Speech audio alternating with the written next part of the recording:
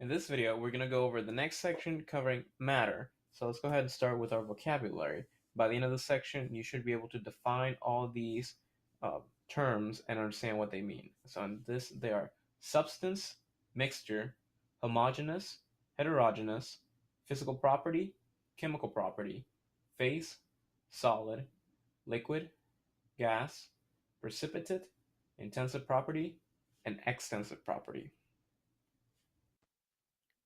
So let's go ahead and start talking about substances and mixtures because these are the two categories that we can put our matter into. Now, the difference between this is that for a substance, it's really just a pure sample or a pure amount of matter, and that means that it's made of only one thing. It might be an element or a compound, and we won't get too much into details for this one, but we'll talk more about it when we start Unit 4.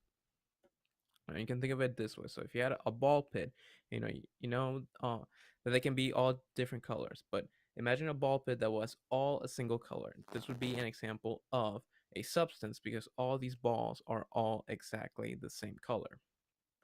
And so how that compares over to a mixture is that it's a mixed sample. All right, it's made of different things that they can be similar, but they're not necessarily the same. And so the example of that would be a ball pit with all different colored balls. So you can say these are all balls, they're all very similar, but because they're all a different color, you can say that they're all different from each other too. Now, the two types of mixtures, we can further classify this, and they will be either a homogeneous mixture or a heterogeneous mixture. So for a homogeneous mixture, it's a constant composition. Another way to say it is that it's a single phase or a single state of matter, but and it's very difficult to separate. So I know these are all very technical terms the way to think of a homogeneous mixture. So you can think of either Kool-Aid or maybe something like salt water. So what I mean by a constant composition or a single phase, that means that they're all in the same state of matter. So if you think of the Kool-Aid, it's a drink. There's no chunks in it, and so that because it's all liquid, you can think of it as being a single phase. Same thing for the salt water. Again, it's all liquid, even though there's salt dissolved in the water, and it's very difficult to separate it out with physical means. If you try to scoop it out with a spoon, or if you try to filter it out, it would be very difficult to get it all out. And so that's an easy way to tell apart from the heterogeneous mixtures, because these do not blend smoothly, and the individual substances that they're made of, they remain separate from each other. They don't mix, and it's very easy to separate. So the examples of these that I have, it's maybe a bowl of cereal. The two phases or the two components of the cereal would be obviously the cereal and the milk that goes with it. And then the same goes for maybe Italian dressing. There's the oil part of it, and you know that there's the solid parts that will settle to the bottom if you leave it alone, if you leave it in the refrigerator in the bottle.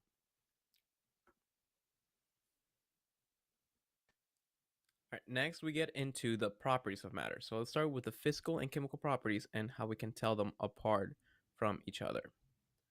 All right. Anyway, so we can describe the properties of matter in two ways. They're either physical or they are chemical properties. Difference between these two is that the physical properties, you can observe an object or a substance and you can describe it. And you can do this without changing what your substance is.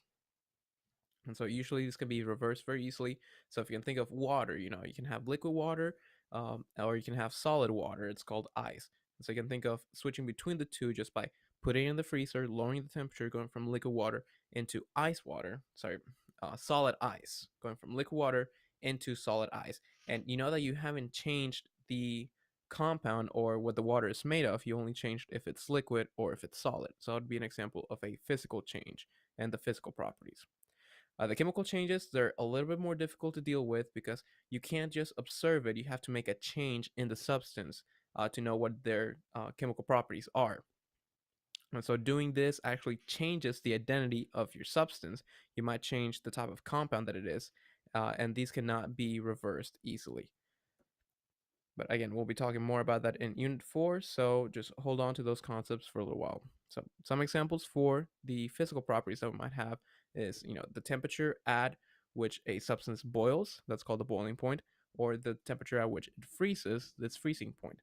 Also, we can have its density, the viscosity, that's the resistance to flow for a lot of liquids. So if you can compare, water or syrup, the syrup would take a lot longer to pour out of a bottle than would the water. And then finally, the texture, however it feels, if it's a smooth surface or if it has a rough surface for whatever substance you're looking at. These are all examples of physical properties. As far as the chemical properties, these are a little bit more complicated to study. And so this would go along with the reactivity of a substance, with its flammability, if it can be lit on fire or not. So you can compare wood as opposed to a piece of metal. You know that wood will burn, but metal will not. The toxicity, if it is harmful to ingest, this comes down to uh, a chemical property is what separates, poison from the food that you eat. And finally, the pH level of it, which is just another way of saying the acidity of it. You would know that lemon juice are very strong acids. All right, but now we can get into the states of matter and just different ways of describing it. We already worked with ice and water a little bit. I talked a little bit about it, but let's talk about their molecular structures. All right, so when it comes to this, um, all the different states of matter, they have very specific molecular arrangements. And so if we start here looking at the solid state of matter, you can see that the molecules are all packed very closely together and they all have a sort of shape. That's because these molecules, they're being attracted to each other and they hold on to each other very tightly. So for that reason, they will hold their shape. That's why you can have a block of something solid, but not a block of something that is liquid. Now, they also have a definite volume because if you notice the space between these molecules, they're already pretty close together. They can't get much closer. So if you try to squeeze them together at the molecular level, you wouldn't get um, much squeezing. So that's why we can say that they have a definite volume. They're not going to expand or they're going to get much smaller very easily. And they cannot be compressed, again, because the molecules are already so closely packed together. Next, we can look at the liquid. So you can see that the liquid, it's really still closely packed together, but they're not as ordered as they were in the solid state. So it's a lot more disordered, but still relatively close together for the molecules. Now, for this, there's no definite shape, again, because the molecules are not held in a single place. They move around a lot. And so you can think of this as, the water flowing. If you spill water on the floor, you know that it's going to get anywhere. You're not going to have a block of water. Or if you pour a cup of water, well, that water takes the shape of the cup. However, water and liquids, they do have a definite volume because you can see the space in between all these molecules. They're still pretty closely together, even if they're not being held in place. And so, for that reason, they cannot be compressed either, just like solids were. And finally, we get to the gas phase. And so notice that the particles on this, we have a lot less gas particles in this, and there's a lot more space between all these molecules. That's because these gas molecules, they have a lot of kinetic energy. They're always bumping around and they're knocking off each other. So they're creating space between them because they're always moving so quickly. For this reason, gases do not have a definite shape. They only take the shape of whatever container they're in. So if you can think of a balloon expanding, uh, it has a circular shape because that's the shape of the balloon. Gases also don't have a definite volume. And so, as we'll learn in a later unit uh, and deal with the gas laws, we know that gases will change their volume depending on the pressure being exerted on them and the temperature of whatever environment they're in. But gases are the one exception to the compression rule where you have all this distance between all these molecules. Well, you can very easily uh, push them closer together and you increase the pressure that way. That's how you get compressed air. And if you ever dealt with psi, that's because you're stuffing a lot more air molecules into a smaller space, or you're getting the molecules closer together. And now let's get into the phase changes, or remember these are physical changes that we can go through. So again, we have our three examples. We have the solid ice, and you know that if you were to just take a piece of ice out of the freezer and you set it on a counter on a hot day, you know that after some time it will start to melt and it will become liquid water. All right. And if you take that water and you just leave it there, and again, if it's a very hot day, it will start evaporating into gas and enter the air that we breathe. Right. So these are just simple examples of phase changes. We're just going from one state of matter into the next. In this case, going from solid to liquid through melting, and then from liquid into gas by evaporation. Now, the big thing about physical changes is that these can be reversed. So if we were to start over in the gas phase and just we can set it in reverse and going from steam into water. That process is called condensation. There's a specific name. It's not just reverse evaporation. We have the name condensation for it. And then going from our liquid water into the solid ice, that's the process of freezing. Now, there's actually two more phase changes that you might not be familiar with, or you may just not have thought about them. But we can actually skip the liquid phase and we can go from the solid straight into the gas, and this process is called sublimation. So if you ever worked with dry ice, if you ever had a block of dry ice, you know that it looks very foggy if you ever opened a freezer from it. Uh, and so that what is happening is that the dry ice is so cold and being just at room temperature, that temperature change is so great that it actually skips the liquid phase and goes straight from the block straight into the air, going straight from a solid into a gas. And the reverse of that, that example is not as common, but going from a gas straight into the solid, it's deposition and usually takes a lot, very large amounts of pressure to do that. So for that reason, it's not something that we can easily see, in everyday examples. All right, next up, we have the chemical changes that we can describe. And so, a lot of the times, chemical reactions will completely change the identity of the substances that we are starting with. And these are very difficult to reverse. Not as easily as just taking our solid ice and melting it into water, and then evaporating into steam, and then working backwards. Now, so all these chemical changes are a lot more involved, and a lot of the times for a chemical reaction, you'll take two different substances, in this case A and B, and through a chemical reaction, you get a brand new product, nothing that you started with before, and you just call it C. And a lot of the times, you can take two different elements and they will combine to form a compound.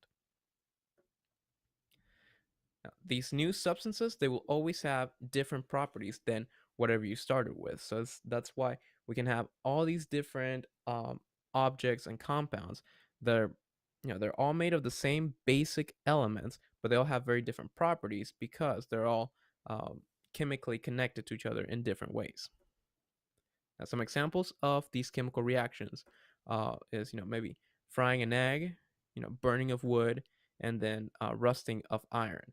And so, for a lot of these cases, it's very hard to go back from your end product back to what you started with. So, with burning wood, it burns into smoke, it releases heat, and it turns into ash. Well, you can't take that ash and you can't take that smoke and then put it back into a log of wood.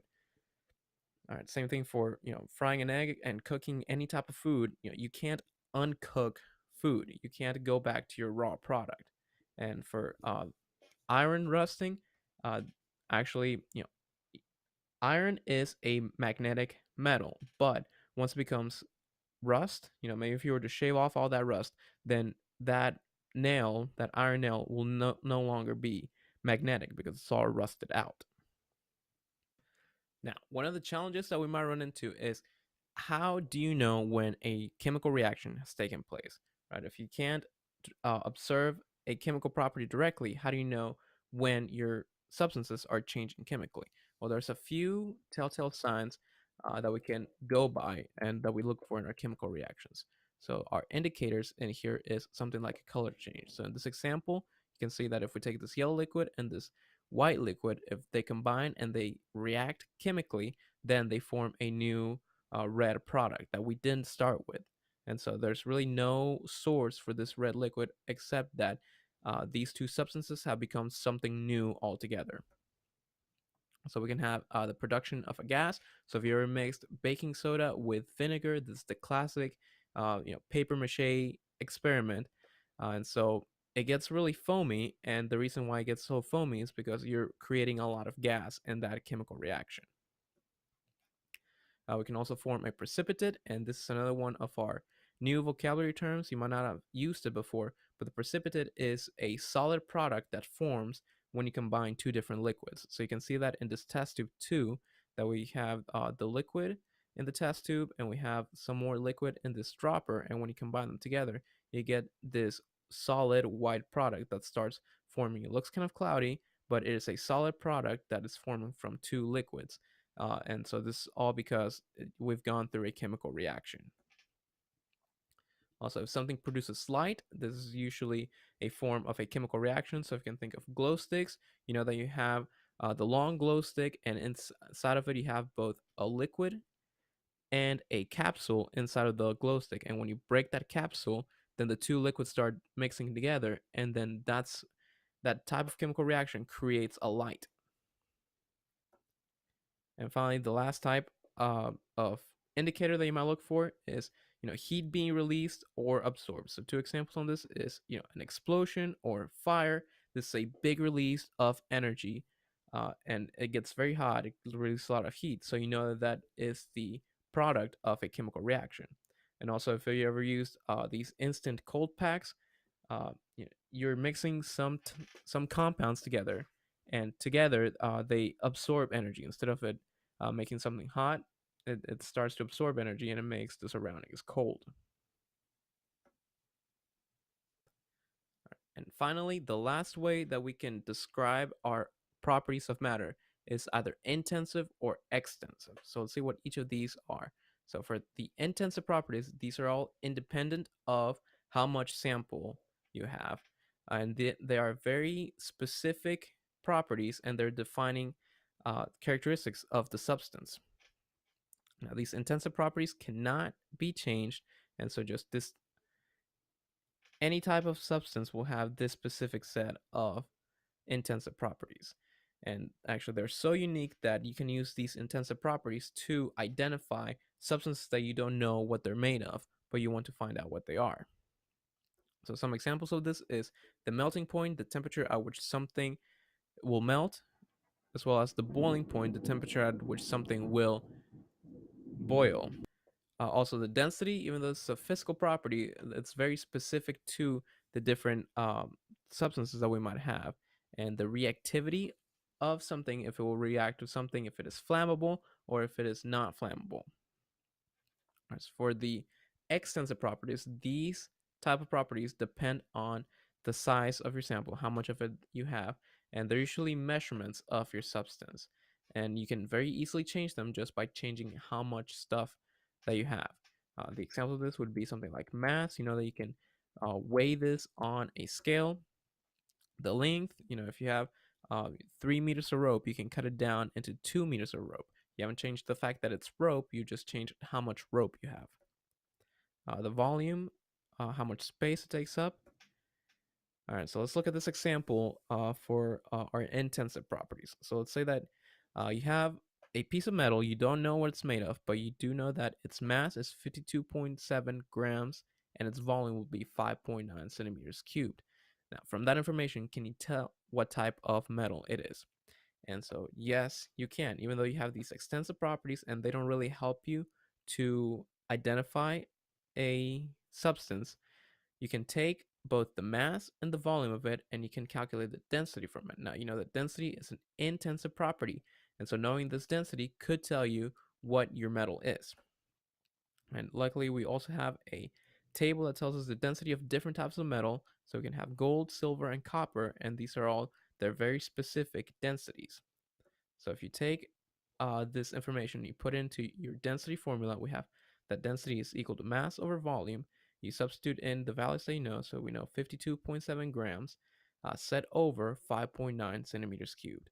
If you put this into the calculator, you do that calculation, you get 8.9 grams per centimeter cubed. Now, all you have to do is take that result and compare it back to your different densities. So you know that gold has 19.32, silver is 10.49, and copper will be 8.96 grams per centimeter cubed. The only match that this one even comes close to is copper. So from knowing the mass and the volume of your piece of metal, you know what type of metal it is just because you were able to calculate the density of it and match it to a known metal with a density. And so this is the thing that's really interesting about these intensive properties, that if our problem was different and we had half as much mass and half as much volume, we could still use this formula and we would still get the same result for the density. So it doesn't matter how much of a metal you had in this one, the density would always be correct. It would always be the same. It would always point you to being copper.